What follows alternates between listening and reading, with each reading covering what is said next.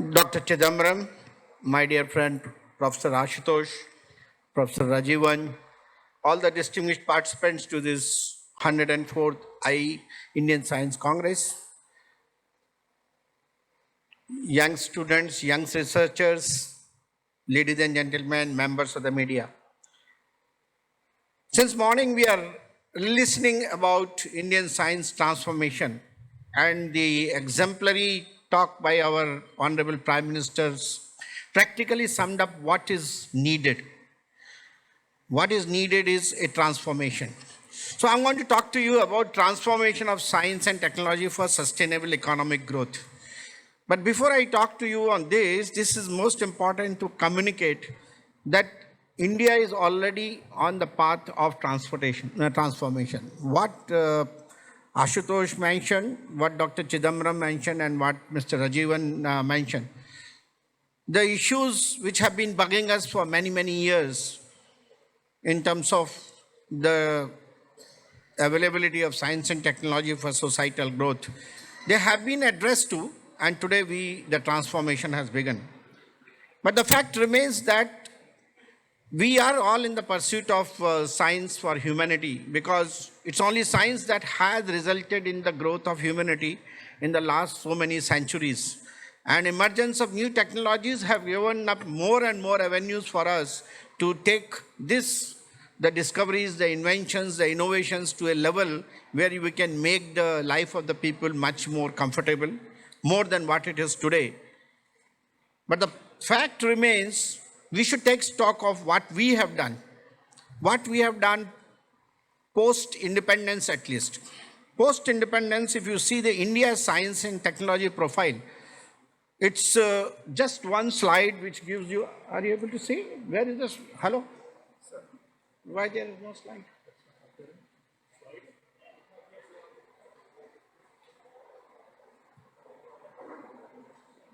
I was thinking that all of you are able to see what I am talking, but there comes. Yeah, thank you. Please keep the slides on.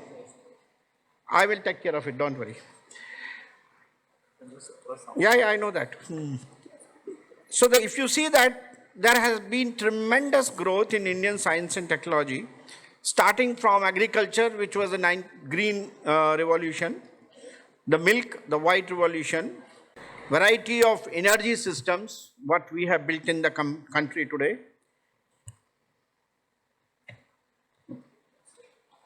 What do you want? I'm okay with this, unless you are not okay. So, we have a large number of systems. Today, we have present capacity in even nuclear power. We are able to generate almost about 6,000 megawatts. Of course, our target is about 40,000 megawatts. And we are all working towards second green revolution to improve our agriculture productivity. As Dr. Chidambaram mentioned and Ashutosh also mentioned, our computational capabilities have gone from very early stages of some few gigaflops to today we are all into teraflops, with the Param being available to most of the researchers at various places, and now the program of petaflops already on. The nuclear energy fast breeder reactors. India is the one country where the largest number of nuclear reactors are being set up today. And even in the area of food, we have food stocks of almost 260 million tons, of course aiming for about 400 million tons. Our communication network, all of you are aware, started from the early days of REX to today high-speed communication of all kinds available today. If you see our IT and IT-enabled services, I think we have done a wonderful job, because we have almost about $108 billion of business available today in that. Our pharma hub is doing exceedingly well with respect to the research and development. Market size is almost $16 billion. When you come to strategic sectors, we talked about space. Our Honorable Prime Minister also talked about space. We are marching ahead with the latest of the technologies and launch vehicles, satellites, and so on. And so same is the case in the case of missiles and the strategic systems, starting from early days of Prithvi to Akash and so on, to today's Agni 1, to Agni 2, to Agni 3, to Agni 4, Agni 5. And friends, all this has happened in this country despite the kind of restrictions which were put on us by the developed countries. And those were called missile technology control regimes, the regimes which were not allowing access to technologies and so on. And today, despite that, you are making hypersonic missiles. You have agencies working on the latest systems of satellites, latest systems of electronic warfare systems. Mr. Satish Reddy has just come. He's going to talk to you more on that. But there is a certain amount of self-reliance that has come today in these areas.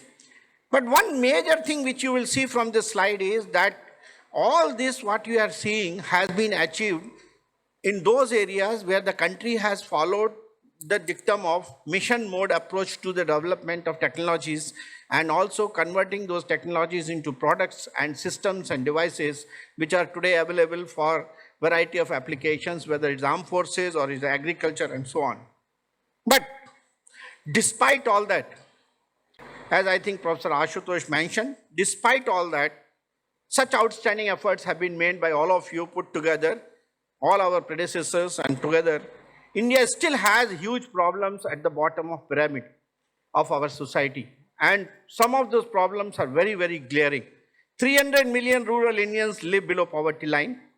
833 million, which is about 2/3 of our population, is in villages. Contribution of agriculture to GDP is only about 14 to 15%. And there are hungry people, hungry farmers, despite the fact that we have 260 million tons of grains stocked. We have almost 42% of our children under 5 are underweight and malnourished. India is facing a huge urbanization because there are no opportunities for jobs and so on in the rural areas. Actually, 30 people leave every minute. And by 2050, half of Indian population will be urban. 300 million people still do not get electricity. Technologically, if you look at manufacturing sector today, contributes only about 14 to 16% of our GDP. Our electronics industry, the value addition does not go beyond 20%. 20% I am putting on the higher side. If you see your cell phones and what you are using, it is less than 10%. So value addition in our electronics industry does not exceed 20%. And the major problem today is that all our industries, both public and private, in all sectors, starting from energy to steel to mining to health to communication to aerospace and defense, textiles, pharmaceuticals, capital goods sectors, they largely, I'm using the word largely, depend on imported technologies, and of course, that has resulted in unfavorable trade balance. And since morning you are listening, which is our global competitive index. Despite that we are publishing highest large number of papers and with large impact factors, our innovation index is very, very poor. So this is a major problem. On top of that, we have signed major agreements starting from the early days when the Millennium Development Goals were identified, where it was identified in United Nations that science, technology and innovation will underpin all the Millennium Development Goals, which are removing poverty, providing food, giving electricity, clean energy, and all so on. And today that particular scenario has changed because now we have got what is called the Sustainability Development Goals. Almost about 17 key goals we have identified, which are related to food, energy, habitats, all kinds of things, which many of you are aware of that. The fact remains that if we have to steer and make sure that this statement which is written here, that the science, technology and innovation will underpin the sustainability requirements of this planet Earth, then obviously we have to transform our style of working on research and development. And that means our priority for science and technology should be in these areas. They are not in some kind of a sequence, but these are areas which require our interventions in terms of developing technologies and processes and innovation. Agriculture and food, medicine, health, healthcare, and disease prevention, water, safe drinking, energy development, clean energy, sustainable energy applications, infrastructures in terms of road, transportation, communication, manufacturing, environmental ecology, climate change, and of course, computing devices, education, literacy basically, skill development, and so on. These are all requiring science and technology intervention. And sustainability would demand that water for healthy country, climate adaptation, wealth from oceans, energy transformed, minerals delivering science and technology solutions to the Indian mineral industry, energy in terms of clean energy, affordable energy and transport and other technologies and so on. The future manufacturing, which is changing its course. Today we are talking of 4.0. Food for future, it is going to be, food future will transform the agri-food sector. Biosecurity, which will make sure that protecting country from the biosecurity threats and risks posed by various exotic and endemic pests and diseases. Health prevention rather than curing, and sustainable agriculture with going into precision agriculture with the today's technology to make sure that you don't need huge fertilizers and other things what we are talking of. Obviously, what are the technologies which are going to help you in achieving that? So there has been a spurt of discussion on this, and that's why for all this, about 10 to 12 disruptive technologies have been identified which will completely change the productivity, competitiveness, and new industries will spur from this, manufacturing opportunities will happen, and then you will be in a position to provide high quality, high wage jobs. These are technologies many of us are aware of: ICT, bio, nano, micro, advanced materials, GIS, 3D radars, computing devices, mathematics modeling and all that, 3D printing, additive manufacturing, and a large number of them which are coming. I think Professor Ashutosh talked about cyber physical systems and so on.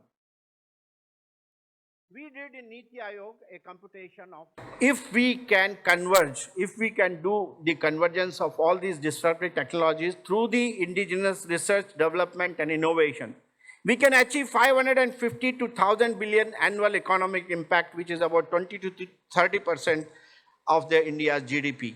We can provide 400 million additional people with quality health care. We have 300 million financially included people we can have. Provide 14 to 24 million workers more years of education.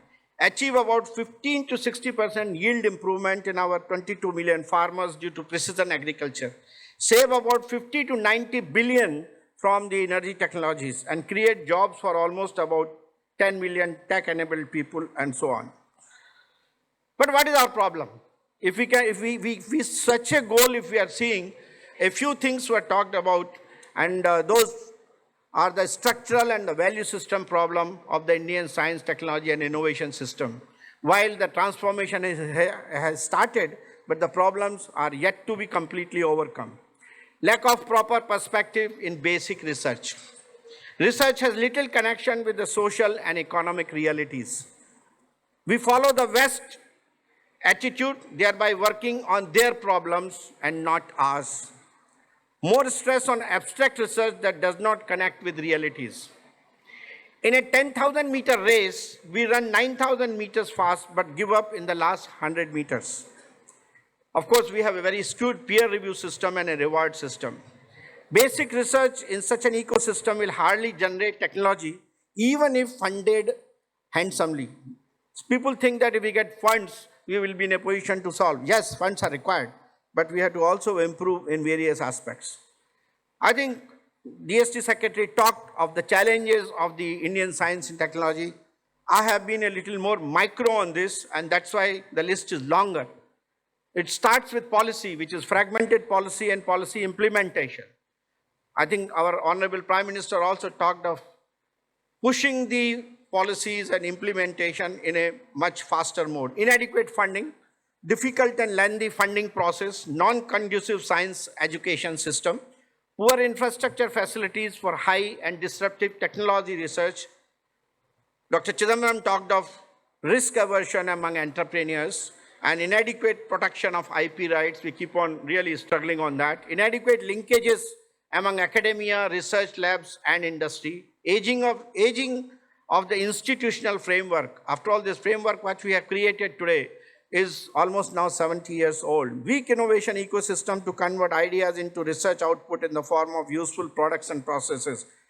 Poor commercialization of technologies for social good and low base of full-time equivalent scientists per million population. I think this was also highlighted that means to improve the S&T base. So what is the paradigm shift we are looking today? The new research approach has to be to strike a balance between fundamental and applied, in order to undergo translational research, that is from research and development to commercialization. We have to work in multidisciplinary clusters, produce relevant scientists and postgraduates to be drivers of the knowledge economy. And of course, we have the strategic fundamental research. Dr. Chidambaram calls it directed basic research.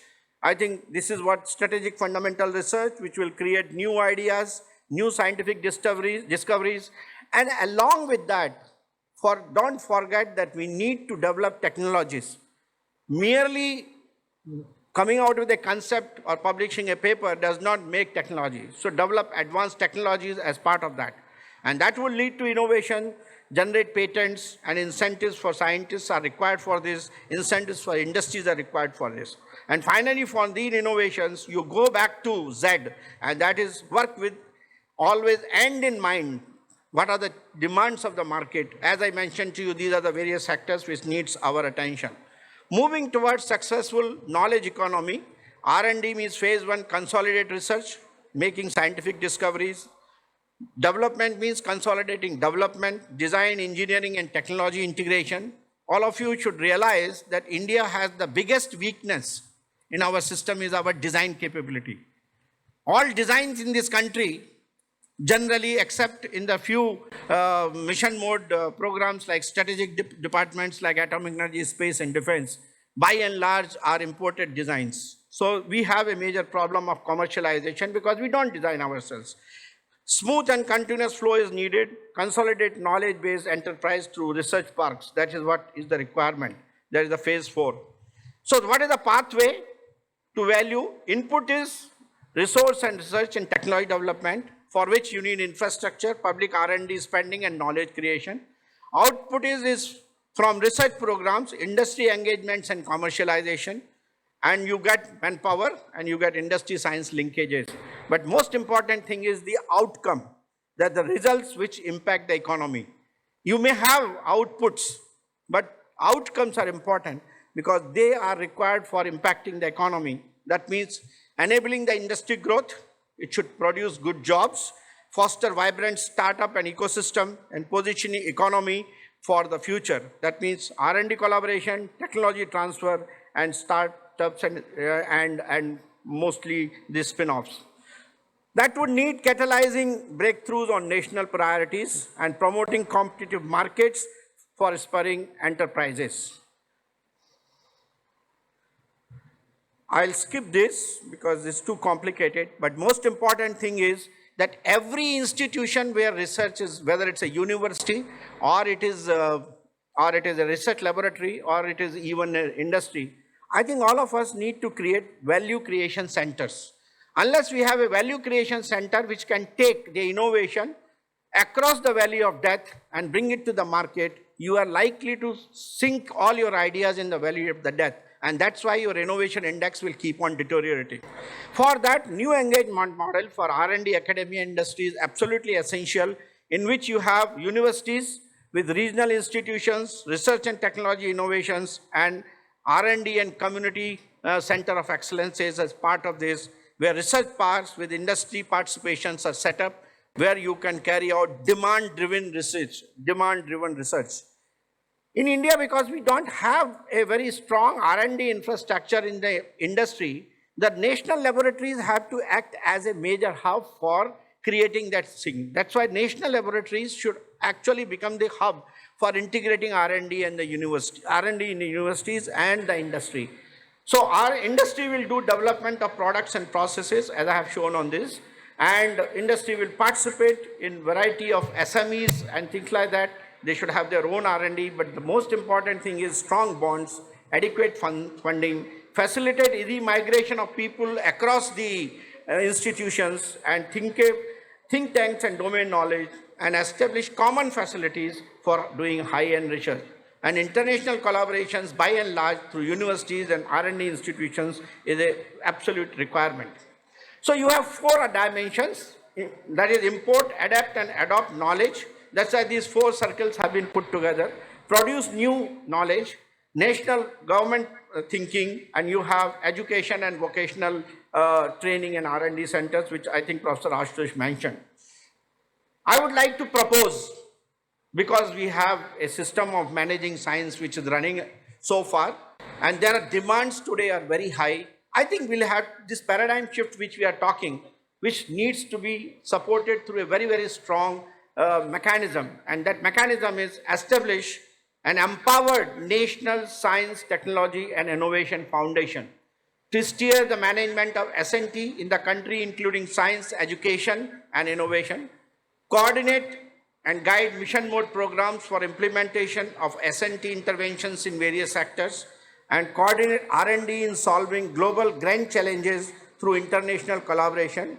Dr. Chidambaram mentioned a few of them.